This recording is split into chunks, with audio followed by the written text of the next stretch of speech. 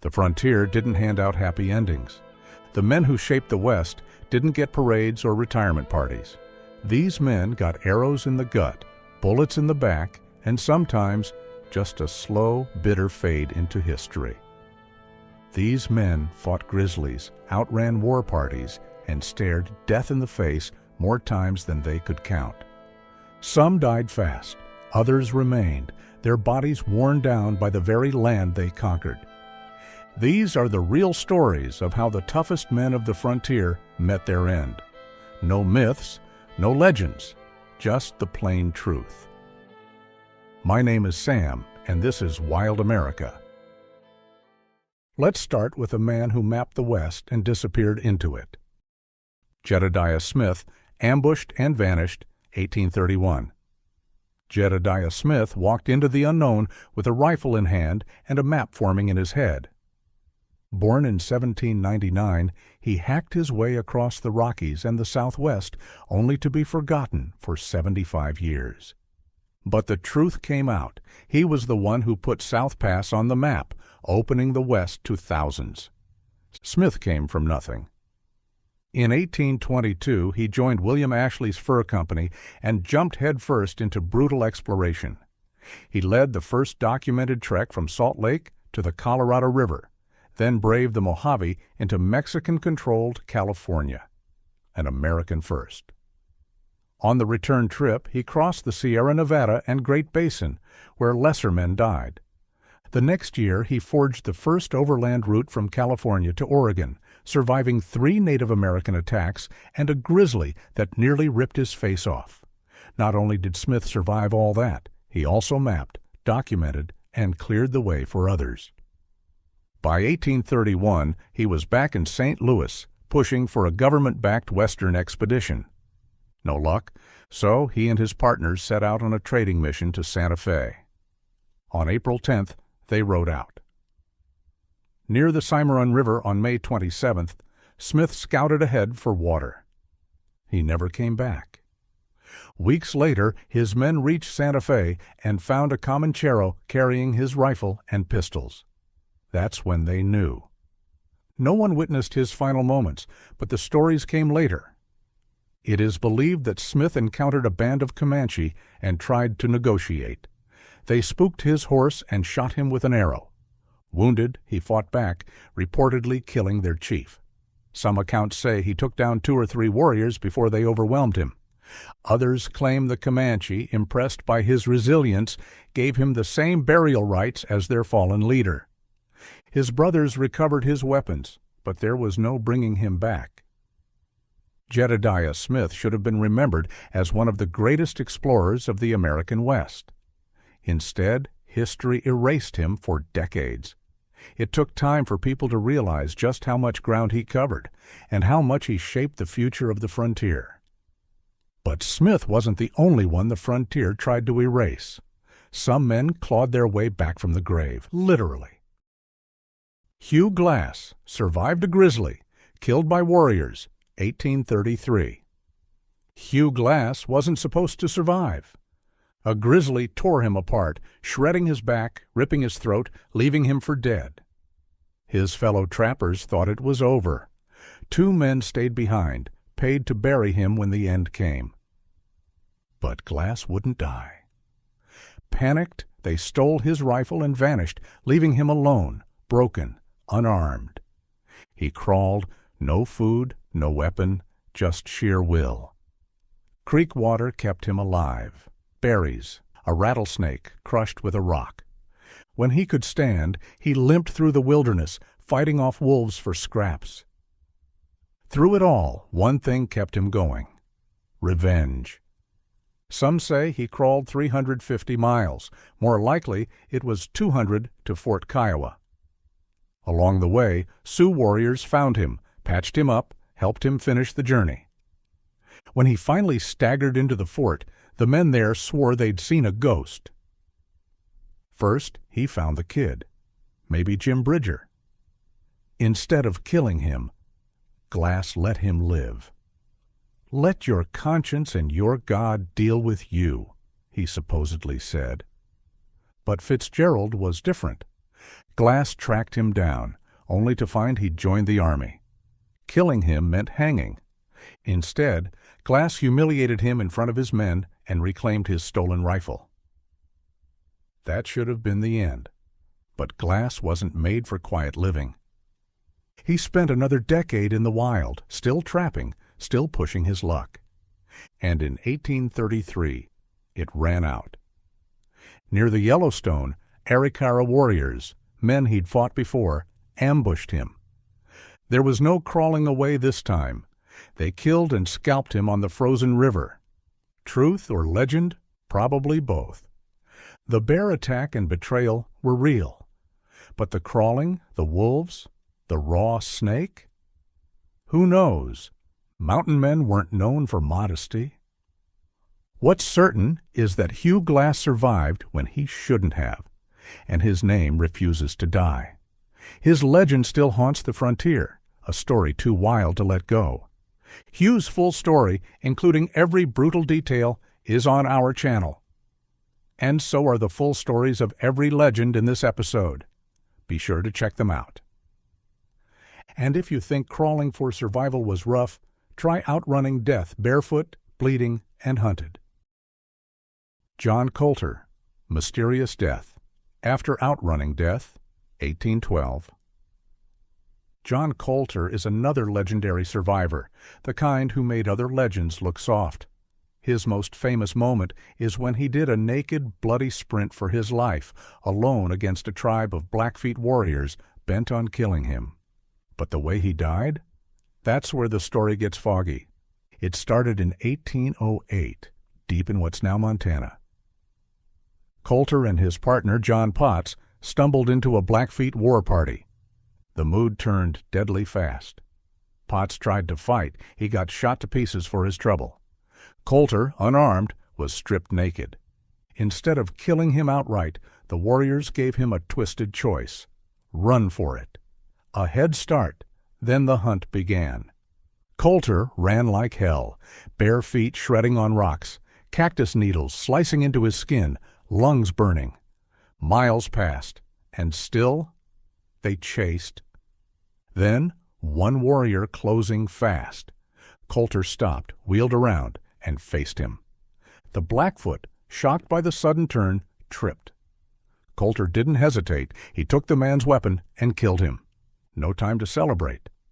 He kept moving, found a river, and dove in, hiding under a tangle of driftwood while the rest of the warriors searched. Hours passed.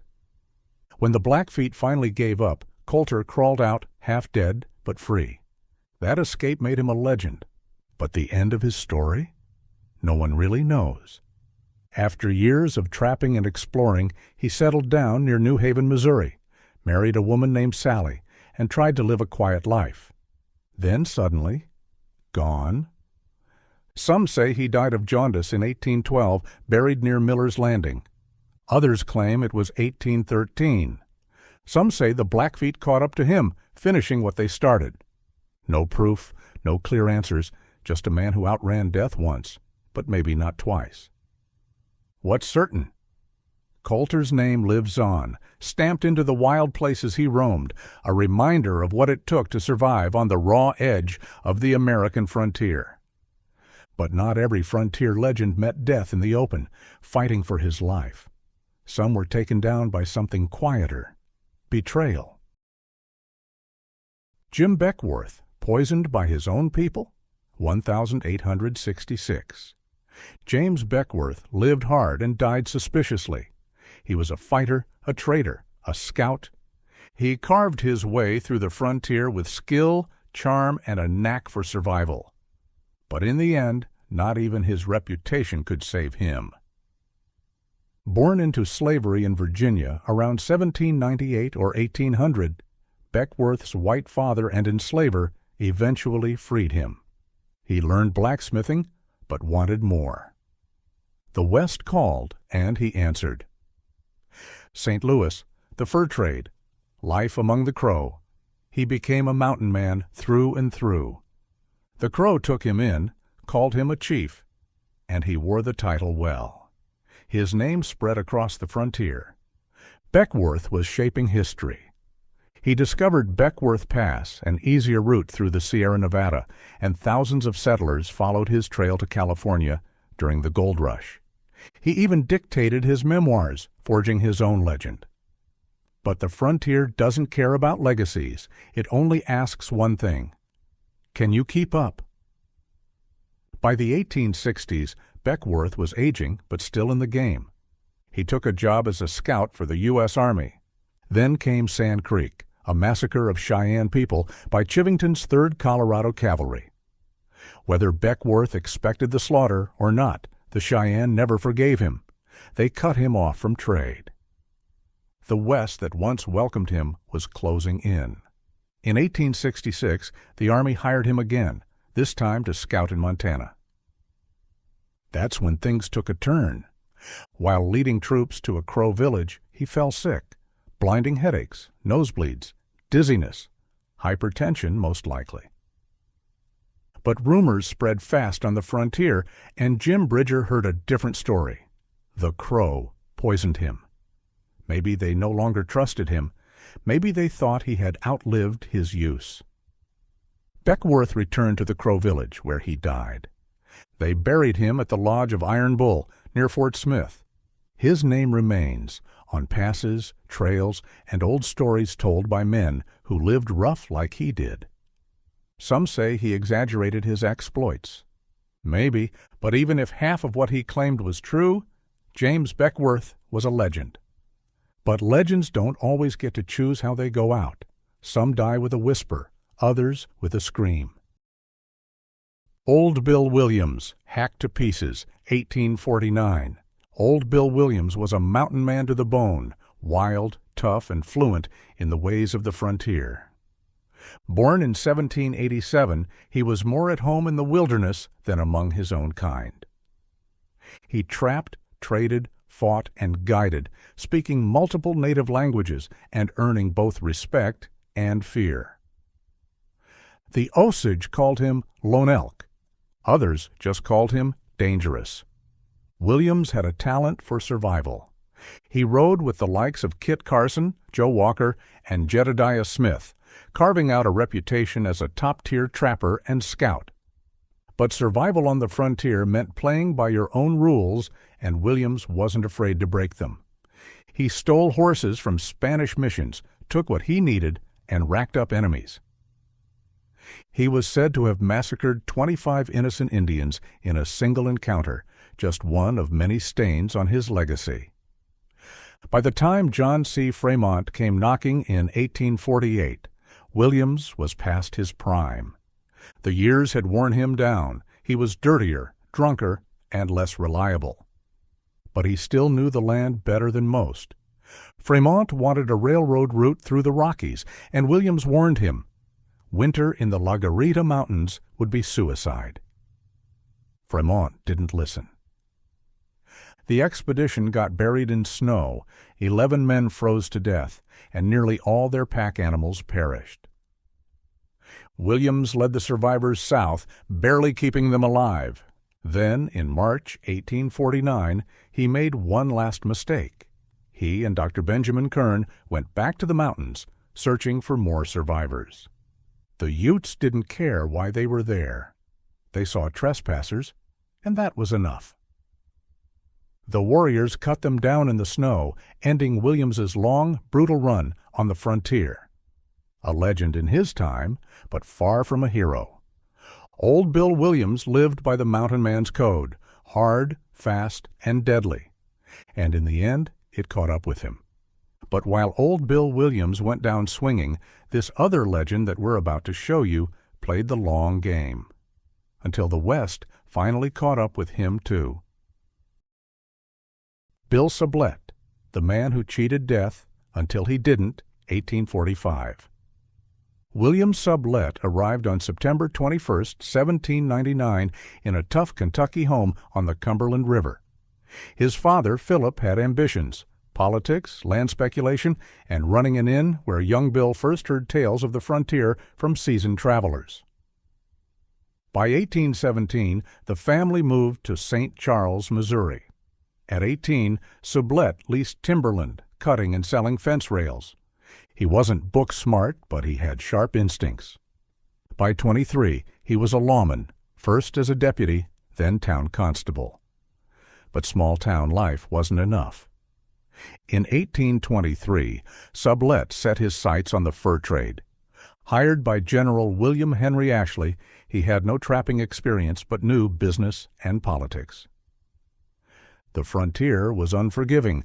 Either you survived or you didn't. Sublette did. For years, he battled brutal winters, rival traders, and Indian skirmishes, learning the trade from hardened mountain men. By 1826, he and partners Jedediah Smith and David Jackson took over Ashley's fur empire. But the beaver trade was dying, and competition was fierce. By 1830, they cashed out and changed strategy. Rather than chase declining pelts, Sublette supplied trappers instead. He led massive wagon trains, proving the Oregon Trail could handle them. For him, it was business and history. Settlers would soon follow, pushing the frontier westward. For years, Sublette balanced the wilderness with business in St. Louis. He built Fort William on the Laramie River, a key fur trade hub. Rivals called him ruthless, but he played to win. By 1840, the fur trade was dead, but Sublette wasn't. He turned to land deals and family. In 1844, he married Frances Hereford, hoping for a fresh start. But years of rough living caught up with him. Tuberculosis set in. In July 1845, too weak to fight anymore, he left St. Louis for New Jersey, seeking recovery. He never made it. On July 23rd, he died in Pittsburgh, far from the frontier he had conquered. His name, though, remained, marked into the story of the American West. The frontier, however, didn't just chew men up, it left some behind to watch it disappear. Joseph Meek, The Last Mountain Man's Lonely End, 1875. Joseph Meek wasn't the kind of man to sit still. At 18, he joined William Sublette and the Rocky Mountain Fur Company, diving headfirst into the lawless frontier. For over a decade, he trapped beaver, dodged hostile tribes, and made a life out of the wild Rockies. In 1829, a Blackfoot war party scattered his group, leaving Meek to wander alone into what we now call Yellowstone. He described the land like something out of hell, steam spewing from the ground, pools of boiling water, craters hissing like angry spirits. By 1840, the fur trade was drying up. Too many trappers, too few beavers, and the world moving on from fancy hats. Meek saw the writing on the wall and headed west to Oregon with fellow trappers Robert Newell and Caleb Wilkins. Along the way, they met a small wagon party at Fort Hall and guided them to the Whitman Mission. That single wagon became the first to make it that far on the Oregon Trail. Once in Oregon country, Meek settled in the Tualatin Valley and jumped into politics. He took to wearing a bright red sash mimicking the French-Canadian trappers who got along better with the local tribes. By 1843, he was at the Champaweg meetings, throwing his weight behind forming a provisional government. When it passed, he became sheriff. A few years later, he was elected to the legislature. Then came the Whitman Massacre in 1847. Cayuse warriors killed missionary Marcus Whitman, his wife Narcissa, and a dozen others, including Meek's 10-year-old daughter, Helen. That loss fueled his next move. In dead winter, Meek and two others trekked east, carrying word of the massacre and the brewing Cayuse War. The journey was brutal, months of snow, starvation, and exhaustion. By May, they reached Missouri, then rode steamships and rail lines to Washington, D.C. There, Meek, looking messy and unpolished, met President James K. Polk. He argued for turning Oregon into a federal territory, and Polk listened. By next spring, Oregon had its first territorial governor. Meek was named U.S. Marshal. For 5 years, he rode the line between lawman and frontier enforcer. In 1850, He oversaw the execution of 5 Cayuse men for the Whitman killings. He then led troops in the Yakima War, earning the rank of major. But the wild days faded, replaced by settlements and laws. Meek died on June 20th, 1875, at home in Tualatin Plains. He was 65.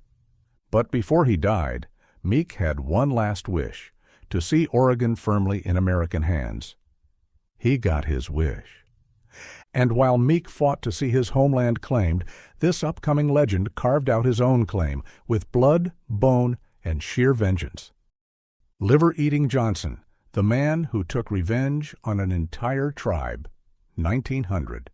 John Liver-Eating Johnson wasn't a man to cross.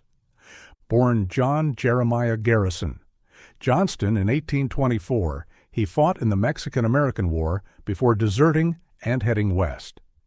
He tried his hand at gold mining, then woodhawking, but legend made him something else entirely, a nightmare. In 1847, Crow warriors killed his Flathead wife. That was their last mistake. Johnson didn't just seek revenge, he declared war on the entire Crow Nation. Over 25 years, he hunted them relentlessly, scalping and, if legend holds, eating their livers. To the Crow, the liver housed the soul. Devouring it meant ultimate domination. They named him Dapiek Absaroka, Crow Killer. The Blackfoot tried to end him, capturing him one winter to trade to the Crow. But Johnson was impossible to kill. He snapped his bindings, killed his guard, and escaped into the Rockies, trekking 200 miles, half naked, to safety. Eventually, the blood feud ended. The Crow made peace with the man who had once hunted them, calling him brother. By the 1860s, Johnson fought for the Union Army, later becoming a scout, whiskey peddler, and eventually a Montana lawman. The frontier aged, and so did he. He spent his final years in a California veterans' home, dying peacefully in 1900, an ironic end for a man who had lived on the edge of death. Yet legends don't rest. As long as the West is remembered, so is Liver-Eating Johnson.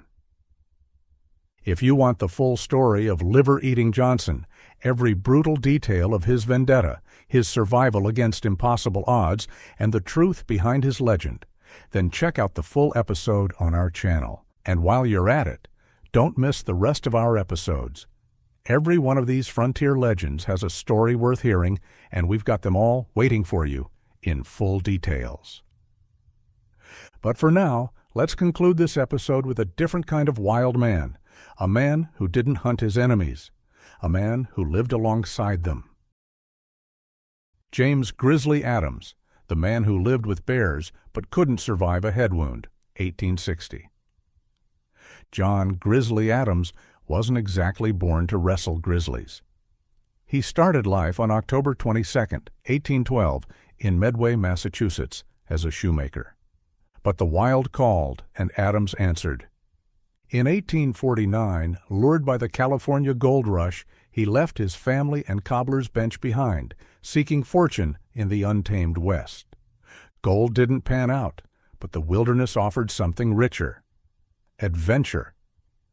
Adams turned to hunting and trapping, capturing wild animals for circuses and menageries. His specialty was grizzly bears. While most saw them as monsters, Adams saw potential partners. He raised bear cubs like Benjamin Franklin and Lady Washington, training them with respect and intense courage. Together, they performed feats that left audiences awestruck and a little terrified. In 1855, high in the Sierra Nevada, Adams's bond with grizzlies nearly became his undoing. A mother grizzly defending her cubs attacked him savagely. She tore his scalp and left a silver dollar-sized hole in his skull, exposing his brain. Amazingly, Adams survived. He patched himself up and kept going. But the injury never healed properly, and it became a ticking time bomb in his head. Despite the constant pain and danger of infection, Adams didn't slow down. He took his trained bears on the road, performing in towns and cities. Audiences couldn't get enough of the man who toyed with death daily, but each performance took its toll. The unhealed wound festered, and during one show, a monkey bit the exposed area, leading to a severe infection. Adams' health deteriorated rapidly.